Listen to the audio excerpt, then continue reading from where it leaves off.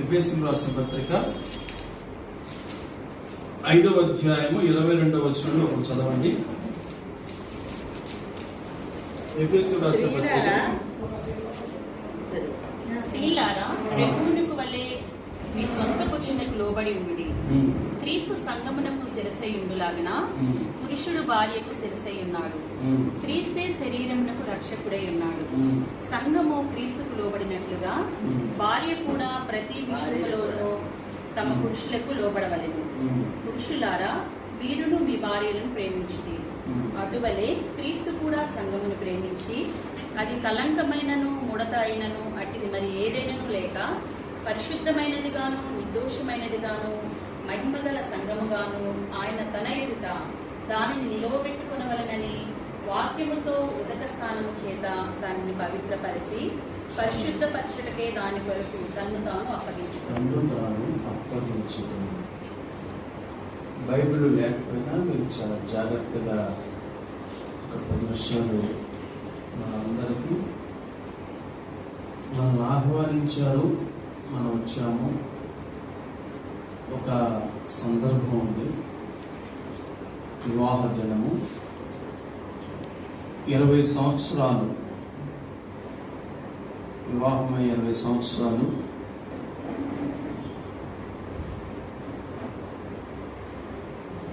అయిన సందర్భంగా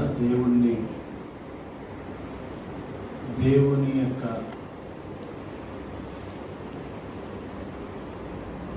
కృపను బట్టి కొనియాడడానికి మనం సమావేశమయ్యాం.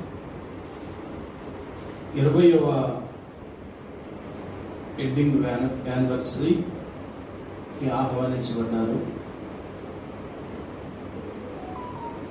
శాంతి గారు, సతీష్ గారు. వారు ఇంకా 25వ సంవత్సరం సిల్వర్ జూబ్లీ భారీ ఎత్తున చేయాలని ప్లాన్ చేస్తున్నారు. దానికి ముందుగా 20 సంవత్సరాలు ఒక ట్రైల్ చేద్దాం. అప్పటి వరకు మరి ఎంతమంది ఉంటారు ఏంటో తెలియదు. అప్పుడు ఆర్థిక పరిస్థితులు బట్టి పిల్లలు కూడా ఒక చదువులు పూర్తి చేసుకొని విద్యా రంగంలో నుండి ఉద్యోగ రంగంలోకి వెళ్ళిపోతున్నారు. అప్పుడు సిల్వర్ జూబ్లీ వార్షికోత్సవాలు మనం ప్లానింగ్ మీటింగ్ పెట్టుకొని జరుపుకోబోతున్నాం. దానికి ముందుగా ఇక్కడ మనం ఏ ఇల్లైనా 4 స్తంభాల మీద కట్టబడాలి. శారా ఏం పిలిచింది? అబ్రాహాముని యజమానుడా అని పిలిచింది. చర్చిలో పాస్టర్ కానీ ఇంటిలో పాస్టర్ కాదు. నీవు ఇంట్లో తండ్రివి, భార్యకు భర్తవు, తల్లికి కొడుకు. నువ్వు లారీ ఓనర్ ఆటో నగర్లోనో బెల్లివారి వీధిలో కానీ ఇంట్లోకి వచ్చాక అది లారీ ఓనర్ నువ్వు యజమానివి. ఇంట్లోకి వచ్చిన తర్వాత నువ్వు తండ్రివి,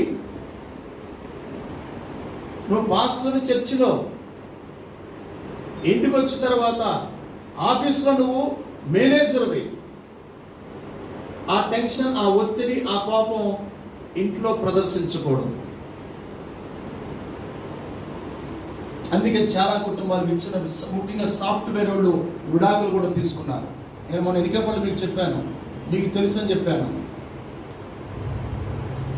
ఇద్దరు మంచి మంచి ఉద్యోగం చేసుకుంటున్నారు, అందంగా ఉంటారు, మంచి జీతాలు, మనసులు కలవల. చెరో బెడ్రూమ్లో ఒక ఆయన 2 సంవత్సరాలు పెళ్ళయి ఇప్పటి వరకు అసలు ఏ గొడవలు కానీ ఏ పోట్లాట కానీ పడనోళ్ళు ఎవరైనా ఉంటే చెప్పండి అని బహుమతి ప్రకటించాయన్న. మీకు కూడా నేను బహుమతి ప్రకటిస్తున్నాను. ఈ 2 సంవత్సరాల నుంచి అసలు ఒకరినొకరు మేము ఏమనుకోలేదు, అలగలేదు అన్నవాడు ఎవరు ఉన్నారా? ఇక్కడ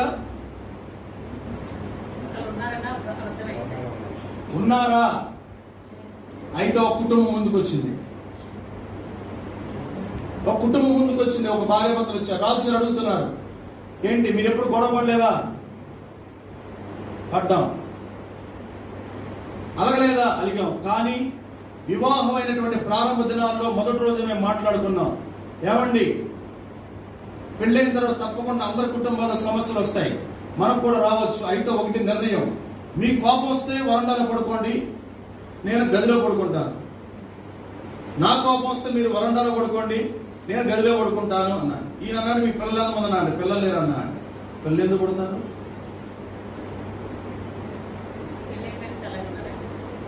కలిసి జీవించడం అంటే అంతే.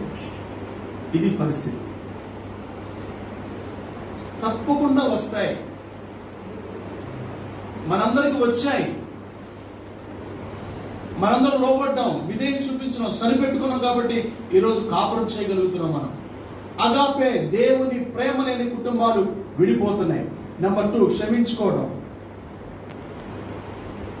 ఒక ఆమె అడిగితే చెప్పిందంట, నేను అందరినీ క్షమిస్తాను కానీ నా భర్తను క్షమించినానంట. ఏంటమ్మా అంత మాట అన్న, భర్తను క్షమించుకోవడం ఏంటి? ఊళ్ళో కూడా అందరినీ క్షమించిద్దంట కానీ తన భర్తను క్షమించాడు.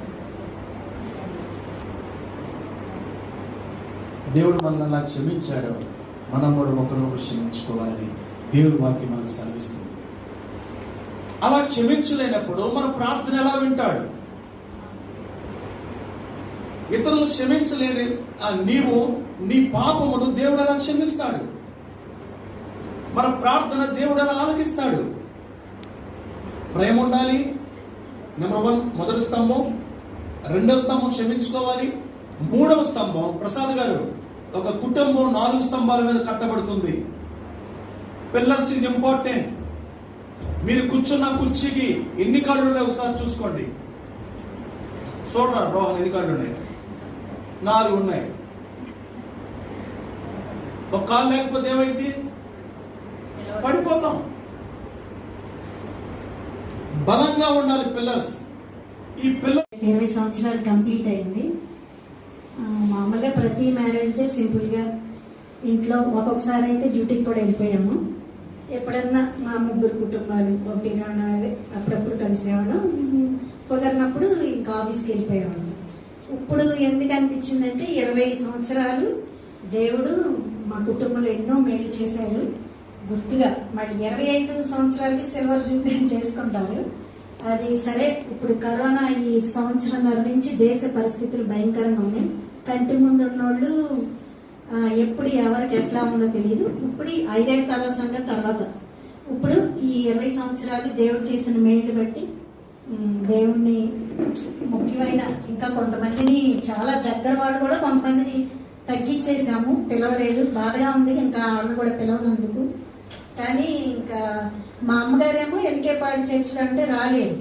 ఇక్కడంటే ఆవిడ ఉండగలరు, ఇక్కడేమో ఎక్కువ 30 మందికి మించి ఎక్కువ ఉన్నాను, ప్లేస్ బాగోదని కొంతమందిని పిలిచాము. మెయిన్గా ఏంటంటే మా 2001లో జరిగింది ఆగస్టు 9న వివాహం విషయంలో కూడా మా అమ్మగారు దేవుని చిత్తం మీదే ఆధారపడ్డారు. అలాగే నేను కూడా అట్లాగే ప్రే చేసుకున్నా. దేవుని చిత్తమైన కుటుంబాన్ని దేవుడు నాకు అనుగ్రహించారు. మంచి దేవుని ప్రేమ కలిగిన కుటుంబం. మా అత్తయ్య గారు కూడా మీ అందరికీ చాలామంది తెలుసు. ఆవిడైతే చాలా తల్లిలాగానే ప్రేమించారు.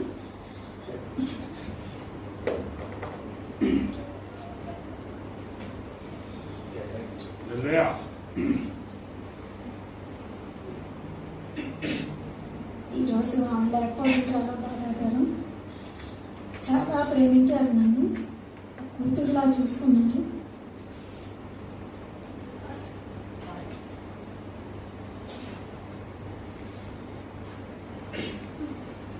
నేను స్టేజ్ మీద ఎక్కువ మాట్లాడను, ఏదైనా ఎమోషన్ అయ్యాలంటే ఇలా వచ్చేస్తుంది.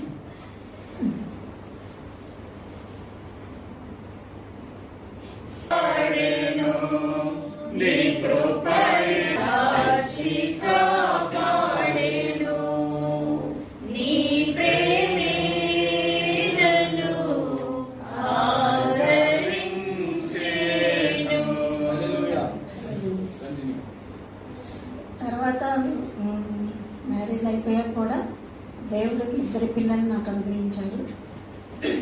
2 కూడా నార్మల్ డెలివరీ కాదు, ఆపరేషన్ చక్కగా జరిగించాడు దేవుడు. కింద ఫస్ట్ కట్టాము, తర్వాత 5 years తర్వాత పైన కడదామని అనుకున్నాము. మా అన్నయ్య వాళ్ళు స్టార్ట్ అయింది 1 year ముందు. పైన ఓపెనింగ్ పద్దాక పైకి వెళ్ళి చూసేవా వర్క్ జరుగుతుంది అనేవాడు. నేను ఎప్పుడు ఎవరిది కూడా వర్క్ జరిగేటప్పుడు వెళ్ళి చూడను. ఆ ఇసుకలో మట్టిలో గుచ్చుకోండి ఎందుకు ఇష్టం ఉండదు. అంత ఫైనల్ గా ఓపెనింగ్ అప్పుడే చూస్తా. ఎవరిదైనా ఎన్నిసార్లు అడిగినా చూడాల. ఒకేసారి పైకి వచ్చి చూసా ఓపెనింగ్ అప్పుడు. చాలా బాగా నచ్చింది. అబ్బా ఎంత బాగుంది, ఎట్లా నేను కట్టుకోగలనా అనుకున్నాను. దేవుడు చాలా కొన్ని నేను మనసులో అనుకుంటాను, అవి అడగకుండానే దేవుడు నా లైఫ్ లో ఎన్నో తీర్చాడు. హల్లెలూయా. పైన ఇల్లు కూడా ఆ విధంగా దేవుడు. లోన్ అనుకున్నాము, మళ్ళీ లోన్ బాబు మళ్ళీ జాబ్స్ గబుక్కున్న ఈ ప్రైవేట్ జాబ్స్ పోతే బ్యాంక్ లోను ఆగిపోతే కష్టం అయిపోద్దని ఆలోచిస్తున్నాము. ఉన్న కొద్ది డబ్బులతో ఉన్న గోల్డ్ కూడా అమ్మి స్టార్ట్ చేస్తే దగ్గర బంధువుల్లోనే ఒక 2-3 మేము అడగకపోయినా వచ్చి వడ్డీ లేకుండా అమౌంట్ కొంత అడ్జస్ట్ చేశారు. వాళ్ళ అమౌంట్ కూడా 1 లోపే మొత్తం తీర్చాం. ఇంటి మీద లోన్ లేదు, అప్పు లేకుండా దేవుడు చేశాడు. కొంచెం అప్పన్న నాకు భయం. ఆ ఇల్లు కింద పైన కట్టే విషయంలో కూడా ప్రతి విషయంలో కూడా దేవుడి కృప.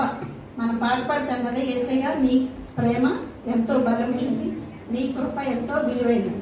అంత బలమైన ప్రేమ, విలువైన కృప మా కుటుంబం పట్ల దేవుడు ఇచ్చాడు. ప్రతి సంవత్సరం కూడా కాచి కాపాడుతున్నాడు. తర్వాత పండు చదువు విషయం మా అబ్బాయిని మంచి యూనివర్సిటీలో చదివించాలి అనుకునేదాన్ని. వాడు 7th చదువుతున్న దగ్గర నుంచి ఐఐటి గురించి, ఎంఐటి గురించి ఎంక్వైరీ చేయడం, గూగుల్లో సెర్చ్ చేయడం. అలాగే ఎంటర్ అవ్వగానే మీకు ఎవరికి తెలియదు, కోయంబత్తూరు అమృత కాలేజ్ అదొక కౌన్సిలింగ్ కోసం 5,000 డిపాజిట్ చేయాలి. అదొకటి చేశారు. తర్వాత బిట్స్ పిల్లని హైదరాబాద్, దానికో 3,800 కట్టి అదొక ఎగ్జామ్ రాశారు. తర్వాత ఎన్ఐటి, ఐఐటి దానికి ఫీజులు ఒక్కొక్కటి 2,800 జస్ట్ ఎగ్జామ్ రాయడానికి, సీట్ వచ్చిన రాపోయినా. అట్లా ఎగ్జామినేషన్ ఫీజులకే 5,000 ఖర్చు పెట్టాం. ఇదే లైఫ్ టర్నింగ్ పాయింట్. మంచి యూనివర్సిటీలో మా అబ్బాయి చదవాలి, అంతే నా డ్రీమ్ అన్నమాట. ఐఐటి మా అమ్మగారు అనేవాడు, ఏంటమ్మా మాట్లాడతా ఐఐటి ఎన్ఐటి అంటామా, దేవుడు చెప్తాను అడిగంటే దేవుడు చిత్తం ఉంటుంది, మంచిది కోరుకోమంటున్నాడు కదా దేవుడు. అలాగే కోరుకుంటున్నాను. ఒక్క పిల్లోడిని చక్కగా మాట్లాగా ఇంకా చిన్న జాబ్ చేసుకుంటేందుకు వాడిని మంచిగా సెటిల్ చేయాలి అని ప్రార్థన చేశాను. ఇంటర్వ్యూలు జరుగుతా ఉన్నాయి. ఐఐటి జస్ట్ మిస్ అయింది, 95% మెయిన్స్ లో వచ్చింది. మేము అనుకున్న సీటు రాకపోవడం వల్ల ఎన్ఐటిలో మా అక్క డెలివరీ చూసి నేను బాగా భయపడ్డాను.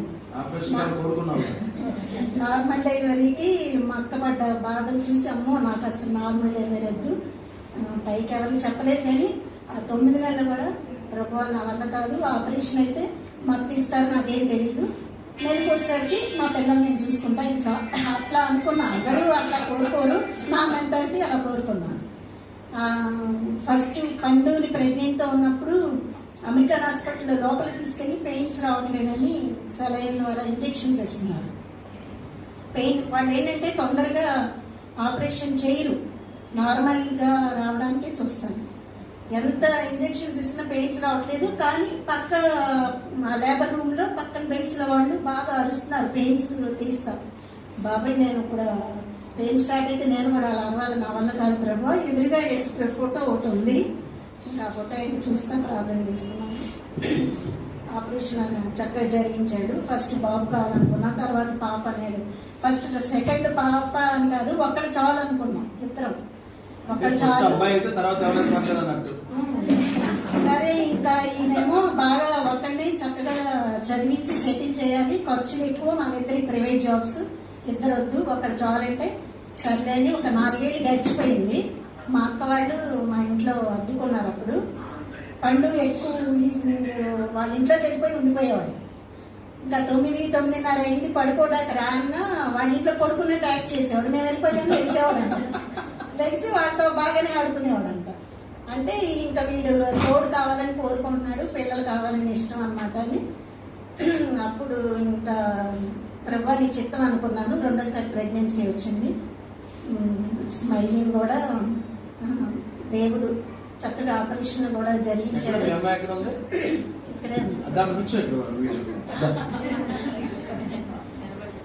ఇద్దరి పిల్లలు కూడా చిన్నప్పటి నుంచి దేవుడిలో పెరగాలి ప్రభా, ఇద్దరికి మంచిగా చదువు రావాలి, అట్లాగే నీ భయభక్తితో పెరగాలనుకున్నాను. ఇద్దరు కూడా ఎడ్యుకేషన్లో మంచిగా దేవుడు జ్ఞానం లేదే మనం ఎంత ఫోర్స్ చేసిన ఎన్ని ఫీజులు కట్టినా చదవలేదు. ఆ కృపా జ్ఞానం దేవుడు ఇచ్చాడు. ఇల్లు కట్టే విషయంలో కూడా స్థలం అది మా నాన్నగారు ఇచ్చింది మీకు తెలుసు. అది ఇల్లు స్టార్ట్ చేద్దామని మెరక పోయించారు, మా నాన్నగారే పోయించారు. తర్వాత ఇంకా ఆయన స్ట్రోక్ వచ్చి చనిపోయారు. ఇల్లు కట్టే విషయంలో కూడా ఈయన రావు గారి దగ్గర అప్పుడు జాబ్ చేస్తూ మధ్య మధ్యలో లంచ్ టైంలో వచ్చి ఆ పనులు చూసుకుంటూ అట్లా ఇల్లు కింద ఫస్ట్ కట్టాము, కోల్పోయాము.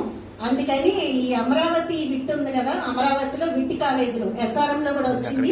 కానీ ఫస్ట్ కౌన్సిల్ మేము అటెండ్ అవ్వలేదు. ఎందుకు ఇంకా రిజల్ట్ సరిగా రాలేదు, మెయిన్స్ అడ్వాన్స్డ్ రావాలి కదా. అందుకని SRM లో ఫస్ట్ కౌన్సిలింగ్కి వెళ్ళలేదు. సీటు సెకండ్ టైం వెళ్తే అయిపోయింది అన్నారు. సరే విట్లో కూడా అలా అయిపోతేమో మనం సీట్ రిజర్వ్ చేసుకోవాలని 3 లక్షలు కట్టేస్తాను ఫీజు. 3 లక్షలు కడితే అక్కడి నుంచి వస్తా ఉండగా దారిలో మా అమ్మగారు ఫోన్ చేశారు. ఎక్కడికైనా మా అమ్మగారు గంటకి చేస్తూ ఉంటారు. ఎక్కడి వరకు వెళ్ళారు మీకు కూడా ప్రార్థన చేస్తున్నారా అని డైలీ ఇంటి దగ్గర కూడా చేస్తూ ఉంటారు. పిల్లల కోసం ఎక్కువ ప్రార్థన పూర్వకంగానే మాట్లాడతారు. ఆ రోజు కూడా వస్తుంటే కట్టేసామమ్మా 3 lakhs డిపాజిట్ కట్టండి, అసలు కౌన్సిలింగ్ కూడా అటెండ్ అవ్వద్దన్నారు. మరి తర్వాత మెయిన్స్ రాలేదనుకో ఎట్టి సీట్ కోల్పోకుండా చిన్న కాలేజీలో జాయిన్ చేయాల్సి వస్తుంది అని కట్టేసామంటే ఏ ధైర్యంతో కట్టారు అన్నారు. ఏ ధైర్యం ఉంది, ఇప్పుడు ఫస్ట్ ఇయర్ మా దగ్గర డబ్బులు కట్టేసాం, 2 ఉద్యోగాలు చేస్తున్నాం, ఏదో చీటీ కడతా ఉన్నాం. కట్టలేకపోతే స్థలం పిల్లలు చదువు కోసం మల్లగదిలో ఒక చిన్న ఫ్లాట్ కొన్నాం, అది అమ్మేస్తాం. ఇట్లా మాట్లాడాం. కానీ అవసరమైతే ఇల్లు అమ్మేస్తాం, పిల్లలు సెటిల్ అవ్వడం కావాలి, ఏదో చిన్న అపార్ట్మెంట్ ఉంటాం. వాళ్ళు ఇప్పుడు సెటిల్ అవ్వాల్సిన టైంలో మనం వెనక అడిగేయకూడదు. ఇట్లా ఒక బయట లోకపరంగా ఆలోచించే విధంగా ఆలోచించాను. అయితే దేవుడు నా కళ్ళలో చూపించాడు. ఏమనంటే ఒక పొలంలోకి ఎంటర్ అయ్యాను. ఎంట్రన్స్ లోనే ఒక చెట్టు కింద ఇవి దబ్బకాయలు బాగా పడి కర్బూజాలు రాలిపోయి ఉన్నాయి. ఆ చెట్టు దగ్గరికి వెళ్ళి నుంచో కానీ కిందంతా నల్లటి మట్టి. నా కాలు దగ్గర ఒక కాయ ఉంది, అది లైట్ పచ్చగా ఉంది. కొంచెం దూరంగా ఒక కాయ ఉంది, అది బాగా పండిపోయింది, చూడడానికి అట్రాక్టివ్గా ఉంది. సరే ఇది ఎందుకు అంత బాగుంది, ఆ కాయ దగ్గరికి వెళ్దామని దగ్గరికి వెళ్ళి అది తీసుకున్నాను. వెళ్తే వంగునేసరికి ఆ పండుకి పక్కన ఒక హోల్ ఉంది, హోల్ నుంచి పాము తల లేపింది. అమ్మో ఇది వంగుని తీసుకుంటే అది నన్ను చెయ్యి మీద కాటేసేస్తుంది, ఎందుకులే అని వెనక్కి వచ్చేసి ఈ కాయతో సరిపెట్టుకున్నామని దగ్గరున్న కాయ తీసుకుని గట్టి మీదకి వచ్చేసి కాయ చూసుకుంటే పర్వాలేదులే, దాంతో కంపేర్ చేసుకుంటే బాగాలేదు కానీ బాగానే ఉంది, పర్వాలా. అప్పుడు కుమారి వాళ్ళ అమ్మాయి స్వీటీ 2వ బాబుది ప్రెగ్నెంట్తో ఉంది, 9వ నెల 8వ నెల మొత్తానికి. సరే స్వీటీకి ఇద్దాం, ఇది మంచి పండు, ఎవరైనా మనం మంచి పండుని చూస్తే ప్రెగ్నెంట్తో వాళ్ళకి ఇవ్వాలనుకుంటాంగా, అట్లా స్వీటీకి ఇద్దాము అనుకొని మెలకు వచ్చింది. ఏంటి ఇక్కడ వచ్చింది అర్థం కాల. తర్వాత 2-3 రోజుల తర్వాత ఎట్లా వచ్చిందంటే దేవుడు నాకు ఎలా జ్ఞానం తెలియజేశాడంటే, నువ్వు దూరానున్న యూనివర్సిటీలు 100 ఎకరాలు 50 ఎకరాలు బిల్డింగ్లు అందాలు చూసుకుంటున్నావు. దాని దగ్గరికి వెళ్ళాక ఏమైంది, పాములు వేసింది. అంటే అక్కడ డబ్బులు నీ అవడమే తప్ప అక్కడ ఇక్కడ ఒకటే, నీ దగ్గర ఉన్న విఆర్ కాలేజీని చిన్న చూపు చూస్తున్నావు అని చూపించాడు. ఇది కాదు, ఇది నా ఊహే, దేవుడి కలగాలని కట్టేశాడు. కలే ముందు వచ్చింది, కళ వచ్చాక కట్టేశాడు. అలా కట్టబట్టే 26,000 లాస్ అయ్యాం, దేవుడు మాట వినలేదు కాబట్టి. తర్వాత ఏమైంది, ఎంసెట్ అక్కడ కట్టిన 2-3 రోజులకి ఎంసెట్ రిజల్ట్ వచ్చింది, 4,200 ర్యాంక్ వచ్చింది. అది కూడా ఆ ర్యాంక్కి ఫ్రీ సీట్ వస్తుందని కూడా నాకు తెలియదు, ఎందుకంటే విఆర్ మీద దృష్టి పెట్టాల. విఆర్ ఎలా ఉంటుందో నాకు తెలియదు. విఆర్ ఏంటంటే ఇంటి పక్కన కాలేసి అదేంటి మా అబ్బాయి బయటకు వెళ్ళాలి, మంచి యూనివర్సిటీలో చదవాలి, మధ్యలో ఫ్లైట్ ఎక్కి రావాలి కదే అట్లా అనుకొని ఆ కాలేజ్ వాళ్ళతో చూడలేదు, ఇంకా ఆలోచించడం. అయితే స్టూడియో అయినా అడిగారు ఎంత వచ్చింది ర్యాంక్ అని. ఎంత మీకు ఏమన్నా పిచ్చా, అక్కడికి వెళ్ళి 2 లక్షలు కట్టారు, అక్కడ అమరావతి విట్టు SRMలో అంత మంచి స్టాఫ్ లేరు, వెల్లూరులో అయితే ఉంటారు, మరి వెల్లూరు చెన్నై వేసే ఉద్దేశం లేదండి, పిల్లలు పాడైపోతున్నారంట అన్నాను.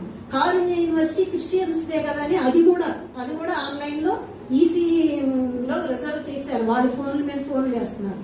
ఒక 5,000 దానికి కూడా కట్టేశాను. అయితే సురేష్ అన్నని అడిగాం. కారుణ్య మీద కూడా బ్యాడ్ వచ్చేసింది. ఇదివరకు బాగుండేది, ఇప్పుడు లేదు. పాస్టర్ గారి పిల్లలు కూడా పడైపోతున్నారు, అక్కడికి వచ్చి అన్నారు. ఇదేంటి ప్రభా, ఇంకెక్కడికి వెళ్ళాలి, మంచిగా చదివించి సెటిల్ చేసి ఇది మాకు లేదా, ఎక్కడికి వెళ్ళినా ఏదో మైనస్ చెప్తున్నారు, ఏం చేయాలి, నువ్వే నాకు తెలియచేయని ప్రార్థన చేస్తే సురేష్ అన్నతో మాట్లాడితే, లేదు కారుణ్య బాగాలేదు, వద్దు, మాకు తెలిసిన పాస్టర్ గారు రాజమండ్రిలోను ఎక్కడో చెప్పారు అన్న, వాళ్ళ పిల్లలు బిహేవియరే మారిపోయింది, వద్దన్నారు. సరే ఇంకా అది కూడా లాస్ట్ డ్రాప్ అయిపోయామన్నీ. స్టూడెంట్ కూడా మీకు అబ్బాయికి ఫ్రీ సీట్ వస్తుంది, మీరే డబ్బులు కట్టవసలేదు, ఎదురు స్కాలర్షిప్ మీ అబ్బాయికే సంవత్సరానికి 20,000 స్కాలర్షిప్ కూడా ఇస్తారు, ఇక్కడ జాయిన్ చేయండి అంటే ఆలోచించాను. ఇలా మా అమ్మగారికి చెప్తే కూడా అదే అంటే ఇంకా నాకు దేవుడు కూడా కలే చూపిస్తున్నాడు, మళ్ళీ మళ్ళీ అదే మైండ్లో రిమైండ్ అవుతుంది. అంటే ఇది దేవుడు చిత్తం అని వాడితో మాట్లాడాం. వాడేమో ఫస్ట్ వద్దు మమ్మీ బాగోలేదు అని, తర్వాత కాంప్రమైజ్ అయ్యాడు. తర్వాత జాయిన్ చేసే కానీ 1 month నేనే బాధపడ్డా. ఏంటి ఇంత 2-3 ఏళ్ళ నుంచి ఆలోచించింది చిన్న కాలేదు నాకు